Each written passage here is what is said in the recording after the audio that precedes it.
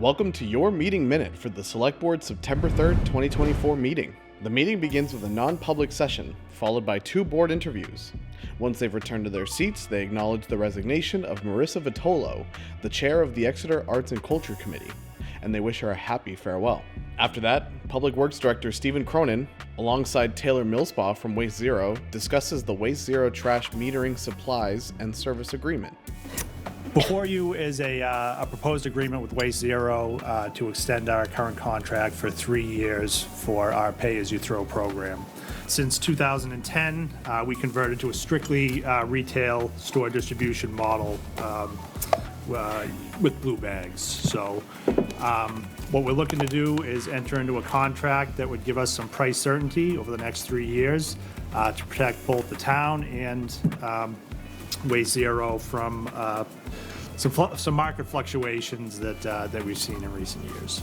And as you guys know, pay-as-you-throw is just that. You're paying for what you generate. On average, municipalities that have pay-as-you-throw see a reduction of over 40% of their trash, all because of that special blue bag that people have.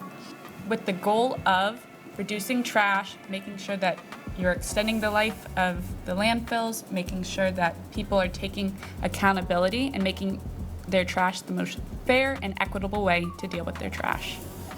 Do you anticipate the cost of the bags for customers increasing at all? That's something that we're still working on right now. Okay. We are in the middle of budget season. We have seen an increase in the cost of production, but it has been fairly consistent year to year. So we are going to be looking at revenue as part of our budget projection this year. So that's a separate issue from... It is. Yeah, that's not. Mm-hmm. And the current cost is $2.50 a bag? Yes, for large Large bags, one, yeah. and I believe it's $1.75 it's or something. $1.75 for Right. small bags. Yeah. In the end, they approved the agreement, but they weren't done with Stephen Cronin, who stayed behind to recommend a bid for Septage receiving equipment installation, who had 3 bid reviews, and got the go-ahead to award the bid to PRB Construction in Guilford, New Hampshire for $165,000, which the Select Board promptly approved and awarded the bid. After that, the board granted deed waivers to several parcels, followed by Russ Dean giving an update on the history of several grants the town received. In his town manager's report, Russ Dean updated the board on New Hampshire House Bill 1014. So this is HB 1014. It was part of Chapter 182 of the statutes annotated that was adopted in the last legislative session. And basically what this does is it certifies Columbus Day as the holiday, the official holiday of that particular day.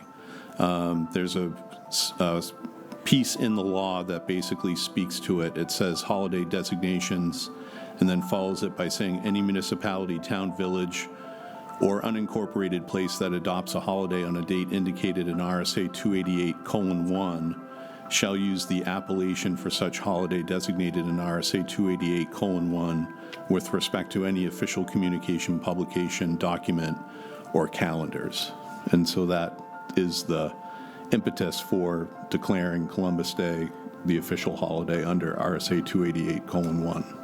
The Exeter Select Board had previously voted to change Columbus Day to Indigenous Peoples Day. This new state law undoes the ability of the town to acknowledge any other holiday other than Columbus Day on that date, as the town manager explains. Is there any action that needs to be taken by the board? None by the board. This is state law, so state law would apply. All right. And what that means for the town of Exeter is... We will recognize Columbus Day as Columbus Day. Okay. See if somebody can start working on another day, possibly, to introduce a bill for Indigenous Day. That is already in the works. Oh, good. Because it is every year. Well, now we have, Is there No, we're something getting that closer. precludes us from celebrating both? Just an argument about the date. That's all it's been. And this is a different story than has been presented to anybody at the State House, so that might make a difference in choosing a different day for Indigenous Peoples Day.